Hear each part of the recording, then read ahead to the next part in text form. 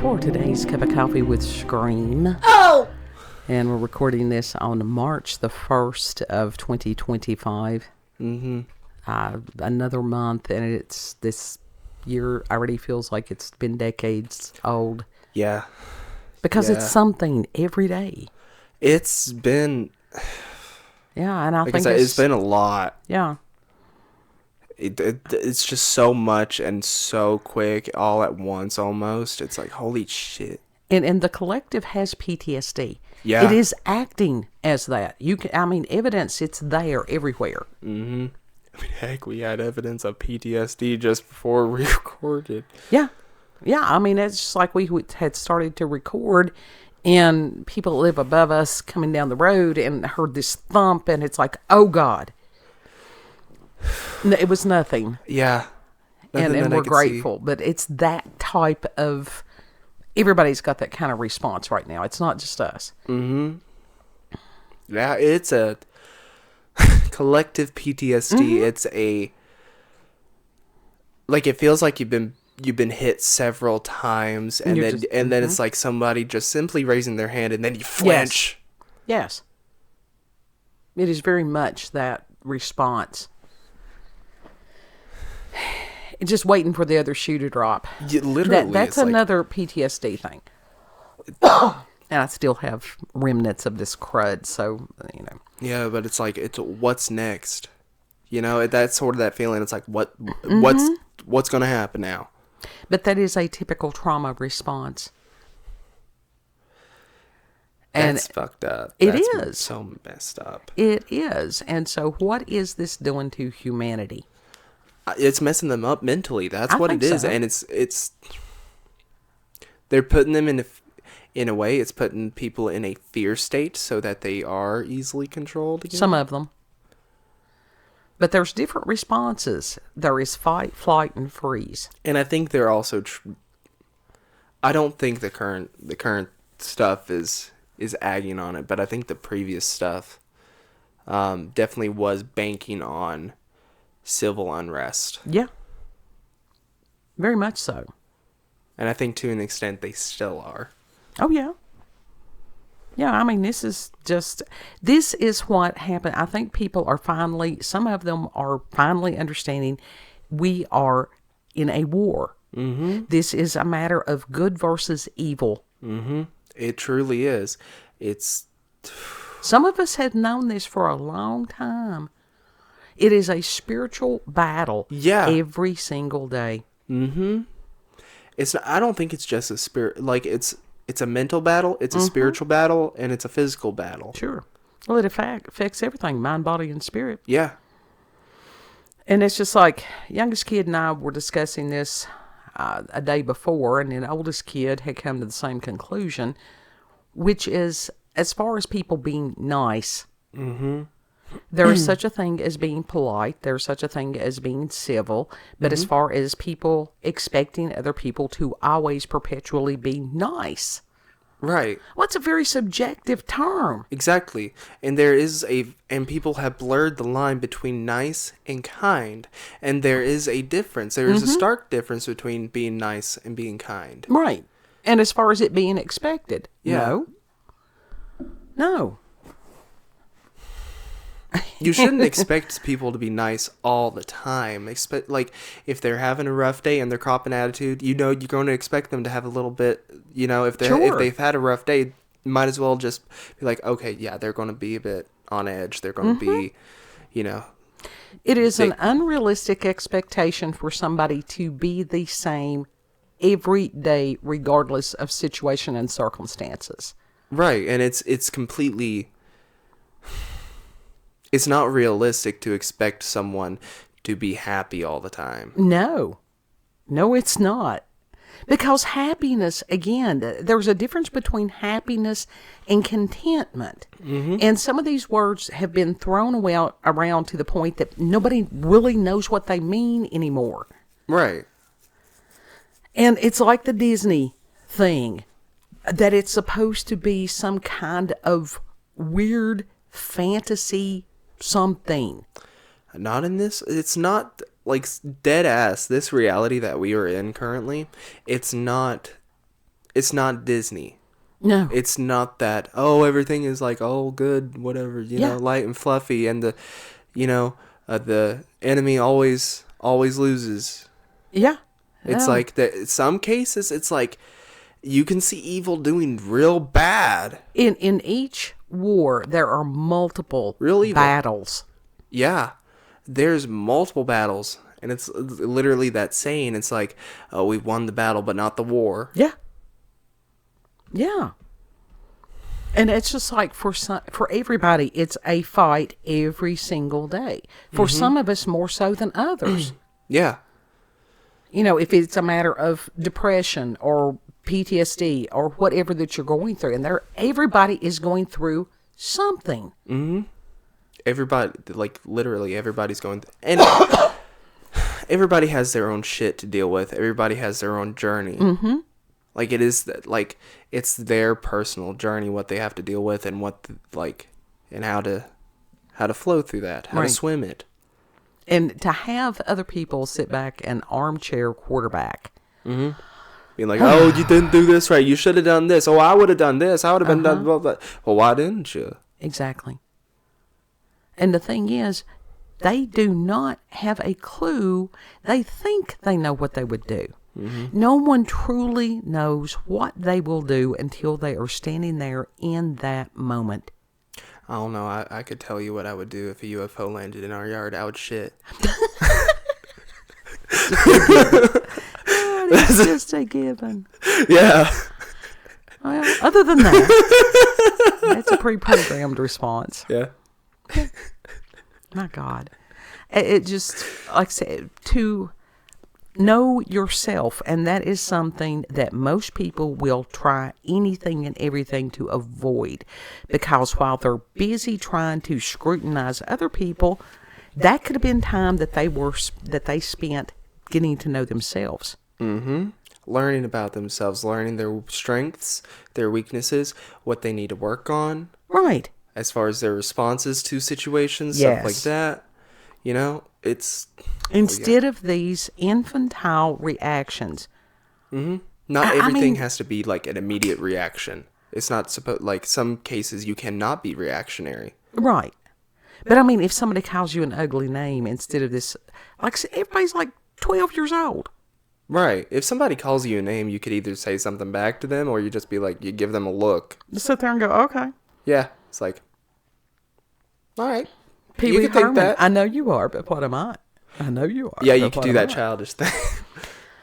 And that's how you've got some people that are in adult bodies, but they have arrested development. Mm-hmm. Not only mentally, but especially spiritually. That is the truly horrifying thing. Mm-hmm. And BB had mentioned something today that I was unaware of, because in my internet realms, swimming and sailing the inner zones, I gravitate towards things that, sort of improve myself, things that I can better myself. I will read things. I read Stoic things. I read lots of things. Mm-hmm. But that's just me, because I'm a nerd. I've accepted that. I'm happy with my nerddom, and yes. You love knowledge. I do. The quest to understand. Mm-hmm. That is my fun. Mm-hmm. It always has been. But BB was talking about that there is something amongst her age group, because she's millennial, that you can ask them, what was the question about breakfast? If you had breakfast, what would it be? Yeah, if you had breakfast, what would it be? And that some people would just be like, well, I didn't have breakfast. It's like, but that's not the question. If you had breakfast. Keyword, if. And it stymies them. Yeah. And I'm like, is that for real? Is that a thing? Yes. You can see it in the millennials, you can see it in Gen Z, and you can even see it in this new generation, the Gen Alphas. That they can't sit and think what they would like to have. Mm-hmm. Okay, if that is a massively simple thing to sit there and go, okay, if I was going to have breakfast, what would I want to have? Choices are endless. Yeah. But they have no creativity and imagination, is what you're saying. Yeah, basically, it's like, if I had breakfast, what would it have been? Okay, blueberry muffin. Maybe like 2 pancakes with some maple syrup, maybe a little bit of butter on top. And definitely a lot of bacon. Yeah. A lot of bacon, maybe some sausage. Yeah. Like, that's easy. It is for us. But, even when I was still counseling, and my God, it just freaks me out how long ago that was in my world. Mm-hmm. Like, they can't comprehend hypothetical situations. It's very black and white. But even then, when I was working, I know that this one third grader, I think he was in third grade, that I had taken in some building toys. It wasn't Legos, it was something like that. And I asked him, I said, I just put them out on the table. I said, build something. And he's like, what do you want me to build? I said, build anything that you want to. And the child couldn't do it.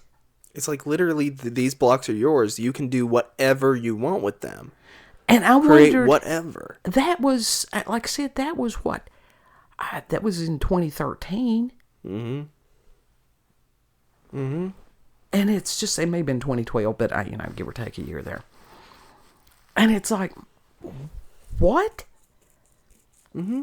And that these kids, if you cannot have a vision, if you can't visualize something, then what is it? I mean, as far as the lack of creativity, the imagination, no wonder the art sucks these days. Yeah. Yeah. Because they're taken from other people's ideas and stuff like that. And they're not expounding upon that. I think that's the proper word. They're not putting themselves or their own creativity into it. And they do got potential. They just have to... Do they? Something has locked it, is basically what I think. Something has sort of locked it away. And that, literally, I think that dream about the zebra dude, because guess what? Zebras mean viewing life, at least this is don't take this for a fact, but this is a brief Google search, and this is what Gemini said. So take that as you will. Zebras can symbolize viewing life in a very black and white way. Right.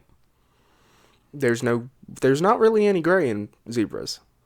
But the thing is, also, some of these people, there's no room for compromise.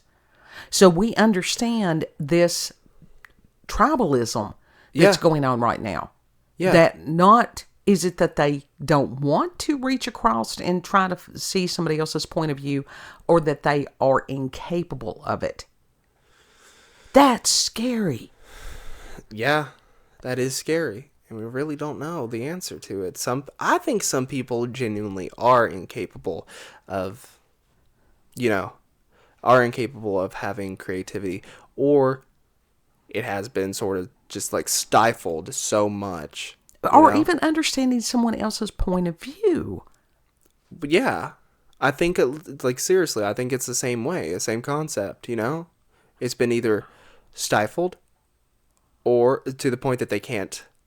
They're at that point that it's been stifled so much that they are unwilling, and they just they're unwilling to view other people's, to even hear out other people's opinions. Right. And as far as this horrible trend of talking over top of people, instead of allowing them to answer a question, to continue to talk and talk and talk. Oh, yeah. Yeah. That's why it's like no joke if someone sort of starts to talk over top of me, and if I have to talk over top of them, I get frustrated if I have to talk over top someone. Yeah. And I can definitely say, like, if someone's talking over top of me, it sort of makes me shut down in a way. Oh, sure.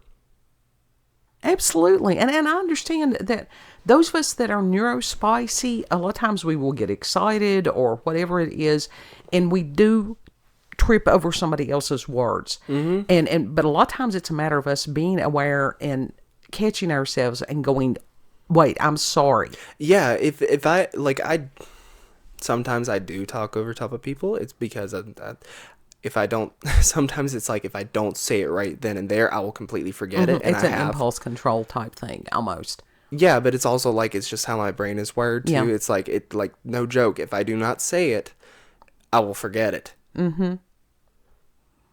And then it will come back at like days later or whatever the fuck, you know. And so it gets frustrating in a way, and it frustrates other people. Sure. And it's like I personally always am like, I'm sorry, I did not mean to interrupt. I did not mean to talk over top of you. Right. And that's a reason is if you do explain to people, look, I have ADHD, different things like that. Some of them get it, some of them don't. Mm-hmm. There's some of them that they have no clue what it is. They can't even, again, envision what ADHD is like. Mm-hmm. We can't envision what it is to be neurotypical. No. What is it like being able to get up and actually do whatever you plan to do? Without 15,000 ideas trying to, go through your mind at the same time. What is it like to complete a task with ease? Or to sit there, without the constant in your brain. Mm-hmm. What is it like to get one task done at a time rather than doing 15 things at once? Yeah.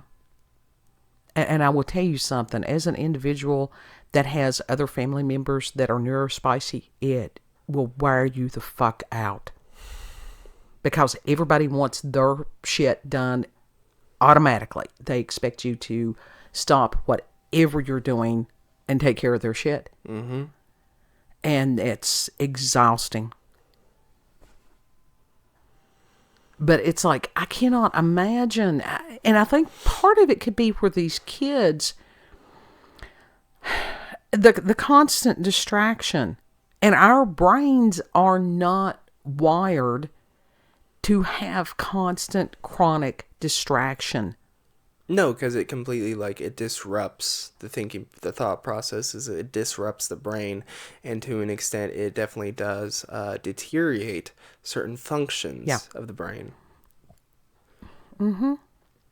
And there's certain skills that are just sort of built into us that, with the constant distractions and constant whatever the fuck, it literally shuts those parts down almost. Mm-hmm. Yeah. That's like I was listening to some dude and he was talking, I don't even remember what he was talking about, but it's like that sort of want to search for stuff, to get answers and actually dig deep, that's sort of being forgotten. Yes. To think and think well. Mm-hmm. And in order to do that, I mean, that's as far as talking about prayer and meditation. And it's not pray about something and then go look up 92 YouTube videos of somebody else's interpretation of what that is. It is a matter to go out, sit quietly, and truly ponder what that scripture means to you. What is that scripture saying? Mm-hmm. And there's amazing things in there. If it's anything like that, but it's they're wanting somebody else to give them the answers. And I'm guilty of that anymore. Well, in a way, that ability to meditate in of itself, to just sit quietly and to sort of clear your thoughts. And I won't even say clear your thoughts, just to focus on one topic. Mm-hmm. That ability sort of has been compromised in a lot of ways as well. Sure.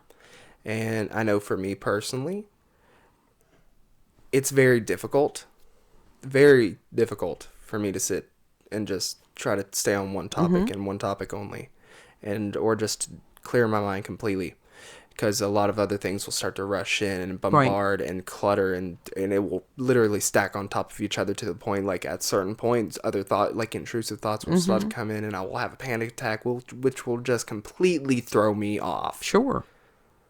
But it doesn't always do that. And it's like when you are doing your art, because that's a different part of your brain. Right. That gives the thinking brain a break. Mm-hmm. In those cases, while I'm doing art, it helps clear my mind. It helps me stay focused. And sometimes answers do come up. Yes. And that's just like as far as active music, actually doing music that includes humming, singing, whatever like that, as opposed to passive music, which is just you listening to music. Yeah. Yeah. That has happened multiple times. Or like, hell, you can even dance to music. Sure. And that is a form of active. It is. And that's the moving Zen. Mm-hmm. People going on a walk. I love just getting in the zone, getting real into the music, and actually like sort of enveloping myself into that world. It's like how you do with books. That is your world. Yes. But also as far as, because my world became so chaotic and so cluttered at a point, and it was years ago, that the art just got piled away. It got stacked away. Mm-hmm. And it's like these videos, that is my creative outlet at this point. And I have no problem with that. I love editing. Well, what you do with the editing, that is your form of art right now. Yes. Even if it's me sitting there bitching about, oh my God, I sound like the ballpark announcer. But I cannot imagine not having any kind of creative outlet. I cannot imagine not being able to imagine. And that just... Like, there's people that don't dream. Like, it's just nothing. Or it's TV static. That's scary. For people, and I saw this the other day too, truly not being able to visualize something. Because if somebody says, okay, picture a red apple. Well, unless somebody has a visual problem, which that does happen, they don't know what a red apple looks like. But most of the rest of us do. Mm-hmm. But there are some people that they cannot. It's just a blank. There's nothing. Mm-hmm. Yeah, it's absolutely just not there. What does it mean if you can visualize an apple? But it's not just an apple. It has lighting on it, like specific colored lighting on it, and it's sort of spinning around, like almost like it's surrounded by like those theater lights in a way. Sure, because it's your apple. But you can still see the red. You can light it up however you want to. Mm-hmm. But what does that mean? Because there are people that it's like they don't just visualize just the blank red apple. They could if they wanted to, but most of the time it's going to be like... That is the creativity, because that is something that you, and my God, I tried to cultivate that in you and your brother as far as that creative anything, if it was visual art, if it was music, if it was movement and dance, anything, because that is crucial to the development of a human being. Mm-hmm. I would say you've been successful at that. Even when what we do with it, it's our choice. Yeah. But I wasn't talking about me specifically there. I was just, that's a generalization. Well, it can apply to anybody that's listening. Yeah. And they may be going, my apple has this and that and the other. And if you're one of the people that does not have the ability to visualize an apple, you can retrain your brain. I believe that. And you start to retrain your brain by looking at something. Look at pictures of apples. Go out and get an apple. Truly examine that apple. Look at how the light does hit it. Because every apple, there are so many shades of red. It's incredible. Learn how to see the world again.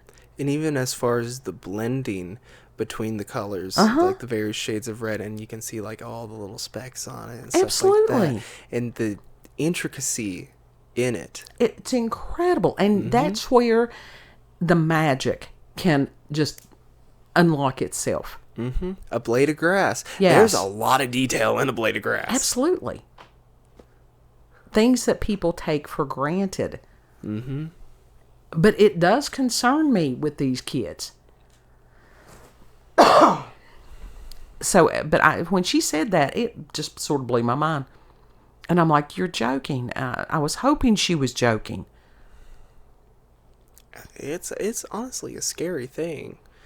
And it's sad at the same time. Sure. that you can't sit and figure out what you would have for breakfast. Mm-hmm. I mean, you could have that shiny red apple with some peanut butter. Yeah. Well, it also goes into that thing of putting the blocks out in front of someone or Lincoln Logs and them being like, what do you want me to create? That is, in my eyes, it freaked me out. That is a thing of viewing. They're basically sort of killing people's individuality and making them slaves almost. Mm-hmm. I'll tell you what to do. I'll tell you what to make. I'll tell you what to think. I'll tell you what to speak. Yeah. I'll tell you what to do. Right. But I sat down with the child and sat there and go, look, you can do this. Mm-hmm. And just show them how the blocks go together. And it's like, there was no wrong. Yeah. There was no wrong. Like literally Legos, Lincoln Logs, the world, and clay, anything that you can build with. The world is yours. Yeah. Like that little thing, you can do whatever you want, make whatever you want. Minecraft. Yeah. I mean, it's kind of restrictive because you're working with blocks and other blocky things. But that's once again, you have to be creative and figure out how to get detail with the limited resources that you have, the limited shapes and all that. If it's a piece of paper and you've got a crayon, and people's like, oh, adults don't have crayons. What do you mean you don't have crayons? What is wrong with you? Go out and get you some crayons. Even the cheap ones will make color. Even the dollar store crayons can make color. What was that one? It was the competitor to Crayola. I don't know. It's just like said, Crazy Art. Yeah. Those things don't stack on top of each other. If it's better than nothing. Yeah, we're talking. That's true. Somebody that's outgrown. I think they outgrown and that they too grown for a crayon. Now get you a crayon. Yes, get you a crayon. Get you some colored pencils. Get you some markers. And just whatever. Sit down and just draw. You don't have to have anything particular in mind. Mm-hmm. See what comes out. Heck, even if you don't everybody has paper. Do origami. Well, origami that's a high up there thing to do. They're simple, like boats. And we talking simple. You wanting to do complex because that's that ADHD thing again. Oh, let's go from crawling to running a marathon. No. Just to get that creativity flowing again. Just to sit there and just the feel of the pen or the pencil or the crayon. Just to feel that, the muscle movement, to pay attention to the paper, to pay attention whether you're drawing, do you like squiggly lines? Do you like straight lines? Do you like to mix them up? Mm-hmm. Do you want to draw a stick figure? Do you want to put a hat on the stick figure? Do you want it to have boots? Right. And this is how, just to build on that. Mm-hmm. And as adults, we need to remember to do that. Yeah. Because people don't want to acknowledge it, but it is a very necessary thing for day-to-day things. It is. For day-to-day life. And that was one of the things. I had one of the last kids that I worked with, and he was an older kid that was autistic. And to have him, encourage him and try to teach him how to draw. And he would do this. I can't draw. I'm like, can your hand hold an implement? Right. Yes. And he found out he could do something. Mm-hmm. That you will not believe how many people that I've heard that say, oh, I can't draw or whatever. They'll see me drawing or whatever, then be like, I can't do that. I can't draw or whatever. And it's like, anybody can. Everybody can. Right. You just gotta be patient. You can draw a stick figure. I know for a fact everybody can draw a stick figure. You have to start at the beginning. Yes. And people want to see the end goal and think that they cannot do that. You don't have to be Rembrandt. He's already been. Yes. You do you.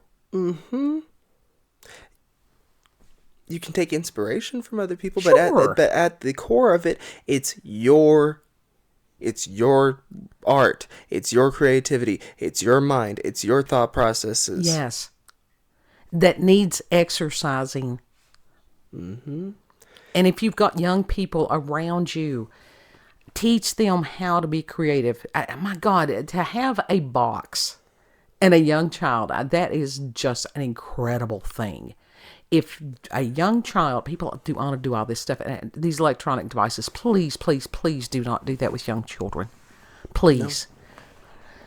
No. Get them a box. Yes. A cardboard box. They can have anything. Mm-hmm. It's like that episode of SpongeBob. What did they do? They threw the TV out of the box, and what they do? They had a field day with that box. They were making all sorts of stories, playing pretend, all that. Absolutely. And we need people to go back to that. We need people who already know how to do that to teach others how to do that. And then there was Squidward. Yeah. And he just, don't be a Squidward. But also what it was. Don't be a Squidward. That was due to his own. Like, he stifled himself. Sure he did. He was up his own ass. It was his own hubris. That was the whole thing. Squidward is the cautionary tale. Yes, don't be a Squidward. Right. Right.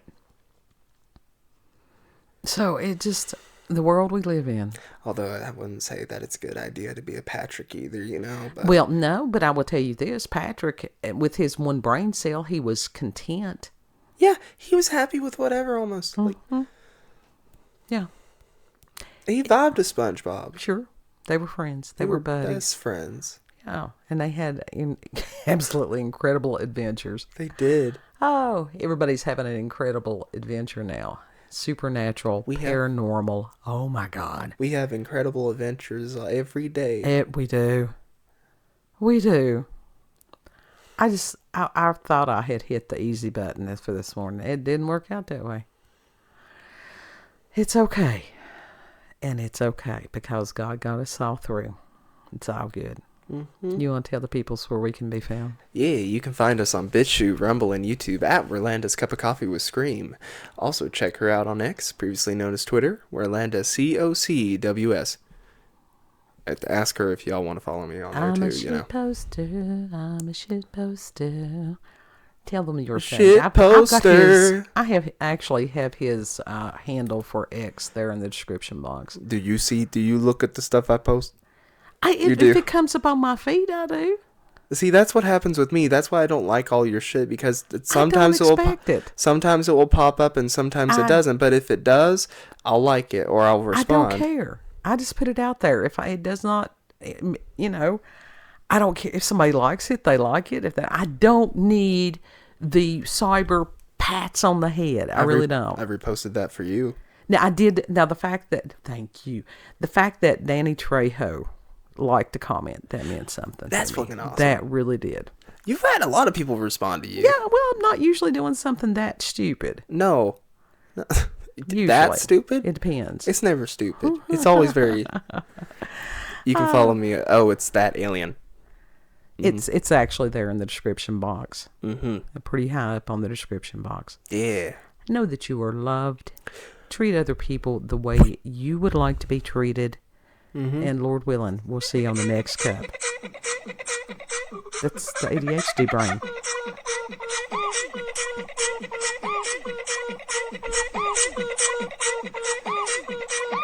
(24/7). That's it. We'll see you on the next cup. Yeah. Bye. Bye.